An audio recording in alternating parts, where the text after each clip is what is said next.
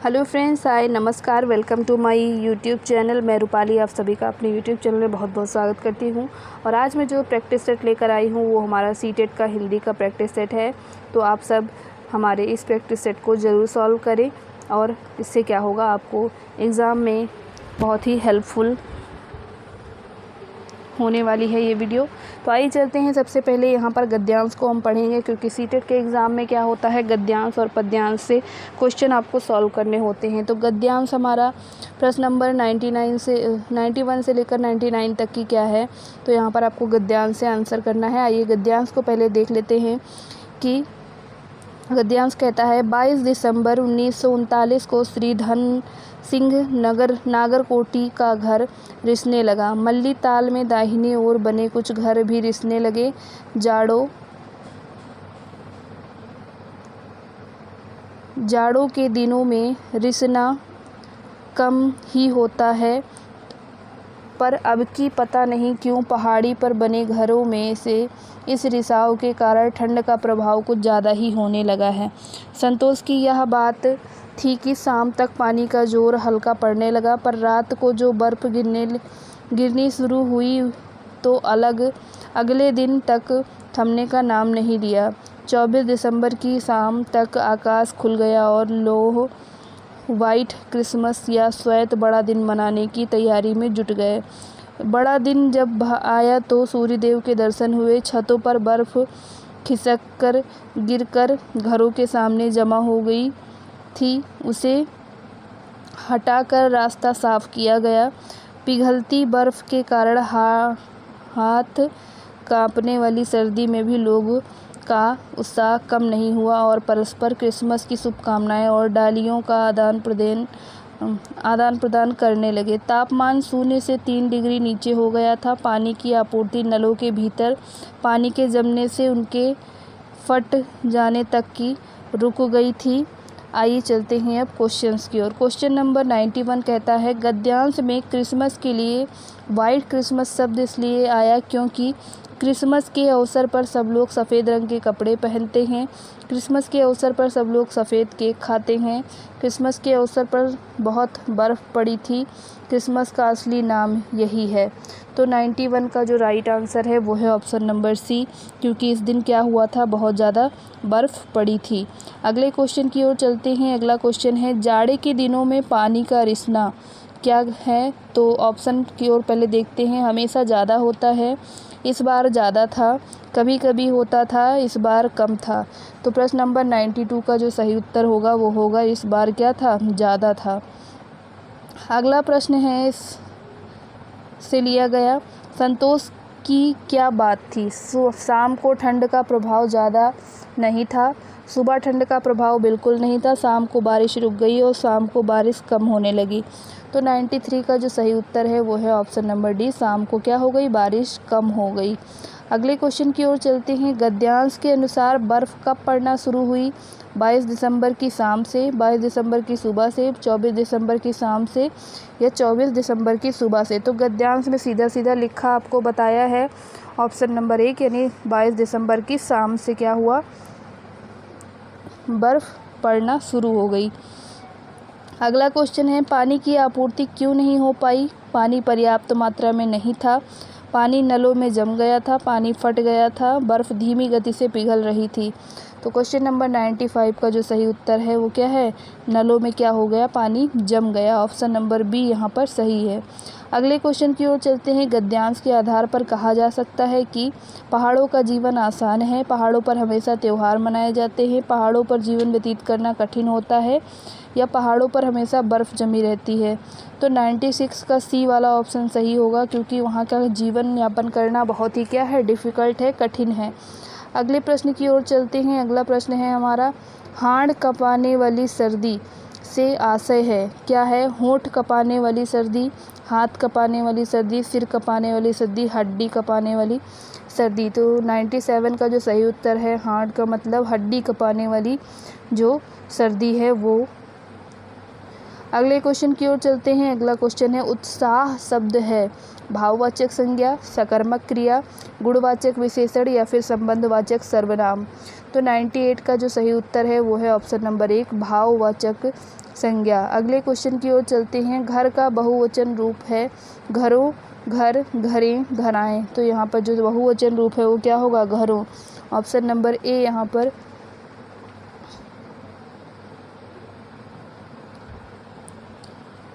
Question number 99 में क्या पूछा है एक बार फिर से देख लेते हैं। ये पूछ रहा है घर का बहुवचन रूप क्या है। तो घर का जो बहुवचन रूप है वो होगा घरों। ऑप्शन नंबर ए यहाँ पर सही उत्तर होगा। अगले क्वेश्चन की ओर चलते हैं। अगला क्वेश्चन है कि क्वेश्चन नंबर 100 से लेकर 105 तक की जो क्वेश्चन है वो क्या है? तो कविता से आपको सॉल्व करने हैं, यानी एक पद्यांश दिया है, पद्यांश के आधार पर आपको यहाँ पर ये सारे क्वेश्चन करने हैं। अगला जो पद्यांश है वो क्या कहता है? एक ही दिया स्नेह से भरा, प्रेम का प्रकाश प्रेम से धरा, झिलमिल हवा में तिलमिल रहा, ज्योति का निशान जो हिला रहा, मुस्कुरा रहा है अंधकार पर, यह मजार है किसी शहीद का, दर्शनीय था जो ईद का चांद ईद का, देश का सपूत था गुमान था, सत्य का स्वरूप नौजवान था, जो चला किया सदा दुधार था। तो आइए चलते हैं क्वेश्चंस की ओर। क्वेश्चन नंबर 100 कहता है हवा क्यों तिलमिला रही है? तो दिए के चलने से, दिए के निरंतर जलने से, दिए के स्नेह से या अंधकार होने से। तो यहाँ पर जो सही उत्तर है वो है दिए के निरंतर जलने से। अगला क्वेश्चन है ईद का चांद किसे कहा गया है? मजार को, दर्शनीय स्थल को, शहीद को या फिर नौजवान को। तो यहाँ पर जो सही उत्तर है वो क्या है? शहीद को। ऑप्शन नंबर सी यहाँ पर सही उत्तर होगा। अगले प्रश्न की ओर चलते हैं। अगला प्रश्न है शहीद की कौन सी विशेषता बताई गई है? वह सच्चा इंसान था, वह तलवारबाजी में निपुण था, ईद के दिन पैदा हुआ था, उससे अपने ऊपर बहुत घमंड था। तो यहाँ जो सही उत्तर होगा वो होगा वह सच्चा इंसान था। Option number 1। अगले प्रश्न की ओर चलते हैं। अगला प्रश्न है कविता में अंधकार शब्द से आशय है तम, रात्रि, बुराइयां, चुनौतियां। तो यहाँ पर जो सही उत्तर होगा 103 का वो होगा हमारा ऑप्शन नंबर सी, बुराइयां। अगले क्वेश्चन की ओर चलते हैं। अगला क्वेश्चन है दर्शनीय शब्द में प्रत्यय है ईय, नीय, ई या फिर या। तो यहाँ पर जो सही उत्तर होगा वो होगा ई प्रत्यय। अगले प्रश्न की ओर चलते हैं। अगला प्रश्न है हमारा, ये कहता है हवा का पर्यायवाची शब्द नहीं है अनिल, मारुत, समीर, अनल। तो 105 का जो सही उत्तर होगा वो क्या होगा? तो यहाँ पर डी उत्तर होगा अनल। अनल क्या है? तो ये हवा का पर्यायवाची नहीं है, अग्नि का पर्यायवाची है। अगले प्रश्न की ओर चलते हैं। तो अगला जो है अब हमारा यहाँ पर पेडागॉगिकल प्रश्न जो हैं, क्वेश्चंस जो है वो शुरू हो गए हैं, यानी आपको क्या करने हैं? पेडागॉगी बेस्ड क्वेश्चंस को सॉल्व करना है। आइए चलते हैं क्वेश्चन नंबर 106 की ओर और ये कहता है भाषा के संबंध में कौन सा कथन सत्य नहीं है? भाषा के संबंध में कौन सा कथन सत्य नहीं है? पहला ऑप्शन है भारत की भाषिक विविधता एक जटिल चुनौती है, बहुभाषिकता बच्चे की अस्मिता का निर्माण करती है, भाषाएं आपस में संपर्क संवाद करती हैं, भाषागत विविधता एक समस्या है। तो 106 का जो सही उत्तर है वो है हमारा ऑप्शन नंबर डी, भाषागत विविधता एक क्या है? समस्या है। अगले प्रश्न की ओर चलते हैं। अगला प्रश्न हमारा कहता है नेहा अपनी बात कहते समय अपनी मातृभाषा के शब्दों का प्रयोग करती है, आप क्या करोगे? आप क्या करेंगे? तो पहला ऑप्शन है लक्ष्य भाषा के शब्द का प्रयोग करते हुए सहजता से उसके वाक्य को दोहराएंगे, या फिर उसे डांटेंगे कि वह अपनी भाषा के शब्दों का प्रयोग ना करे, या फिर कहेंगे कि उसे बताएंगे कि किसी शब्द विशेष को क्या कहते हैं, या फिर उसे बताएंगे कि वे शब्द गलत हैं। तो यहाँ पर आप क्या करेंगे? तो 107 का जो सही उत्तर होगा वो क्या होगा? Option number 1। आप क्या करेंगे? लक्ष्य भाषा के शब्द का प्रयोग करते हुए उसे सहजता से उस वाक्य को दोहराने के लिए कहेंगे। तो यहाँ पर ऑप्शन नंबर 1 यहाँ पर सही उत्तर होगा। अगला जो प्रश्न है 108 नंबर का, ये कहता है कि भाषा की कक्षा में यह ज़रूरी है कि पहला भाषा की पाठ्य पुस्तकों पर विशेष ध्यान दिया जाए, दूसरा बच्चे मानक भाषा में ही बातचीत करें, तीसरा भाषिक पृष्ठभूमि के आधार पर किसी को पीछे ना छोड़ा जाए, और डी कहता है बच्चों की अधिक से अधिक परीक्षाएं ली जाएं। तो यहाँ पर इस प्रश्न का जो सही उत्तर हो जाएगा वो हो जाएगा भाषिक पृष्ठभूमि के आधार पर किसी को पीछे ना छोड़ा जाए, सबको बराबरी से लेकर चलना। आइए अगले प्रश्न की ओर चलते हैं। अगला प्रश्न है उच्च प्राथमिक स्तर पर भाषा शिक्षण का उद्देश्य है। क्या उद्देश्य है? पहला ऑप्शन कहता है व्याकरण के नियमों को कंठस्थ कराना। दूसरा ऑप्शन कहता है भाषा की विभिन्न संरचनाओं का यांत्रिक अभ्यास कराना। तीसरा है सभी साहित्यिक विधाओं में लेखन की कुशलता विकसित करना। और डी कहता है भाषा की बारीकी और सौंदर्य बोध को समझने की क्षमता का विकास करना। तो प्रश्न नंबर 109 का जो सही उत्तर है वो है हमारा ऑप्शन नंबर डी, भाषा की बारीकी और सौंदर्य बोध को समझाने की क्षमता का क्या करें? विकास करें। ये हैं उच्च प्राथमिक स्तर पर भाषा शिक्षण का उद्देश्य। इसको ज़रूर याद करें आप, बहुत ही इम्पोर्टेंट है और ये आपसे क्वेश्चन में पूछा ज़रूर जाता है। अगले प्रश्न की ओर चलते हैं। अगला प्रश्न है हमारा भाषा शिक्षण में पाठ्य पुस्तकों के अतिरिक्त कौन से सबसे कम प्रभावशाली है? कौन सा सबसे कम प्रभावशाली है? प्रश्नों के उत्तर लिखना, संवाद अदायगी, परिचर्चा कराना या घटना वर्णन करना। सबसे कम इम्पॉर्टेंट क्या है आपको ये बताना है। तो यहाँ पर प्रश्नों के उत्तर देना क्या है, ये सबसे ज़्यादा कम प्रभावशाली है। अगले प्रश्न की ओर चलते हैं। अगला प्रश्न है हमारा हर व्यक्ति को मैंने ही सच्चाई दिखाई वाक्य पर चर्चा करने का उद्देश्य है। क्या उद्देश्य है इस वाक्य के ऊपर चर्चा करने का? तो पहला उद्देश्य कहता है बच्चों को संज्ञा के प्रयोग का ज्ञान कराना, बच्चों को सर्वनाम के प्रयोग का ज्ञान कराना, या फिर बच्चों की क्रिया के प्रयोग को ज्ञान कराना, या फिर बच्चों को भाषा की नियमबद्ध प्रकृति की पहचान और उसका विश्लेषण करना सिखाना। तो यहाँ पर 111 का डी ऑप्शन सही हो जाएगा।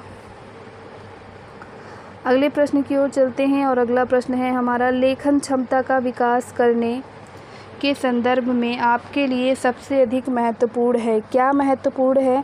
पहला ऑप्शन कहता है सुंदर लेखन का अभ्यास, दूसरा कहता है मानक वर्तनी का प्रयोग, तीसरा है सुनी पढ़ी और समझी हुई बातों की स्वाभाविक लिखित अभिव्यक्ति, डी कहता है दिए हुए बिंदुओं और निर्देशों के आधार पर निबंध लिखना। 112 का जो सही उत्तर है ऑप्शन नंबर सी सही होगा, सुनी पढ़ी और समझी हुई बातों की स्वाभाविक लिखित अभिव्यक्ति।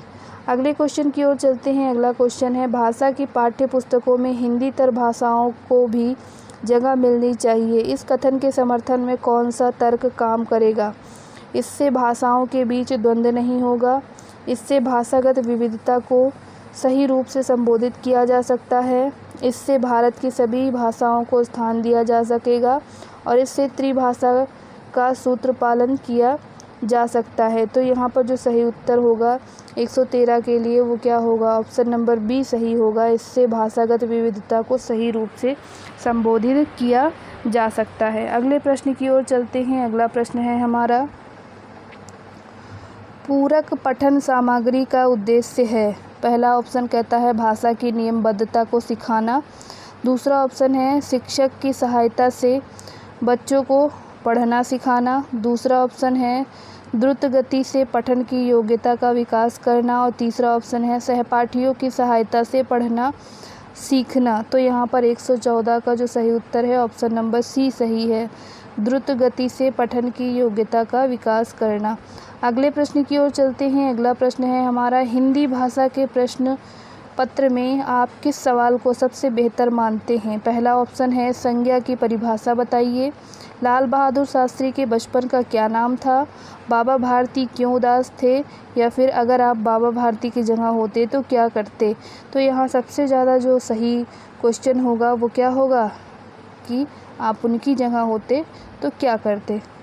अगले क्वेश्चन की ओर चलते हैं। अगला क्वेश्चन है कविता शिक्षण के संदर्भ में आप किस बिंदु को सर्वाधिक महत्व देते हैं? कविता का एक निश्चित अर्थ होता है, कविता के एक से अधिक अर्थ हो सकते हैं, कविता में सामाजिक परिस्थिति की झलक नहीं होती, कविता में राजनीतिक परिस्थिति की झलक नहीं होती। तो यहाँ पर जो सही उत्तर होगा क्वेश्चन नंबर 116 के लिए ऑप्शन नंबर बी सही होगा, कविता के एक से अधिक अर्थ हो सकते हैं। अगले प्रश्न की ओर चलते हैं। अगला प्रश्न है कोई भी भाषा पुस्तक तभी सफल मानी जाएगी जब वह बच्चों में साहित्य की धरोहर और वर्तमान साहित्य के प्रति उत्सुकता बनाए। दूसरा है वह बच्चों को प्राचीन साहित्य की पूरी जानकारी दे।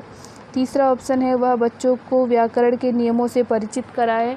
और चौथा ऑप्शन है यहाँ पर वह बच्चों को केवल प्रसिद्ध साहित्य से परिचित कराए। तो 117 का जो सही उत्तर है वो है ऑप्शन नंबर 1 कि क्या है वो साहित्य की धरोहर और वर्तमान साहित्य के प्रति क्या करे, उत्सुकता बनाए। ऑप्शन नंबर 1 यहाँ पर सही होगा। अगला जो प्रश्न है हमारा ये कहता है भाषा की कक्षा को एक समावेशी कक्षा बनाने के लिए, यहाँ पर गलत हो गया है, कक्षा होगा, यह आवश्यक है कि पहला ऑप्शन है पाठ्यक्रम को कम कर दिया जाए। दूसरा कहता है भाषाई कुशलताओं का आकलन ना किया जाए। तीसरा ऑप्शन कहता है विभिन्न कुशलताओं की दृश्य श्रव्य सामग्री का उपयोग किया जाए। और डी कहता है पाठ्य पुस्तक के पाठ कम कर दिया जाए। तो यहाँ पर 118 का जो सही उत्तर है वो क्या है, तो 118 का ऑप्शन नंबर सी सही है, विभिन्न कुशलताओं की दृश्य श्रव्य सामग्री का उपयोग किया जाए। अगले क्वेश्चन की ओर चलते हैं। अगला क्वेश्चन है अतःवाक की संकल्पना किससे संबद्ध है। पहला है चॉम्स्की से, दूसरा है वाइगोस्की से, तीसरा है पावलोव से और चौथा है स्किनर से। तो प्रश्न नंबर 119 का जो सही उत्तर है वो क्या होगा, 119 का सही उत्तर ऑप्शन नंबर यहाँ पर क्या पूछा है, अंतःवाक यानी क्या करते हैं, अपने आप से बातें करना। कौन, तो यहाँ पर राइट आंसर होगा 119 का ऑप्शन नंबर बी, वाइगोस्की के द्वारा बताया गया। अगले क्वेश्चन की ओर चलते हैं। भाषा और चिंतन में संबंध होता है, यह कथन पूर्णतः सही है, आंशिक रूप से सही है, पूर्णतः गलत है या फिर व्यर्थ है। 120 का जो सही उत्तर है वो क्या है, ऑप्शन नंबर 1 पूर्णतः क्या है, ये सही है। तो यहाँ पर ये इतने क्वेश्चंस को आज हमने डिस्कस किया। हिंदी का प्रैक्टिस सेट आपको कैसा लगा, ये प्रैक्टिस सेट आपको समझ में आया कि नहीं, कमेंट बॉक्स में कमेंट करके ज़रूर बताएं।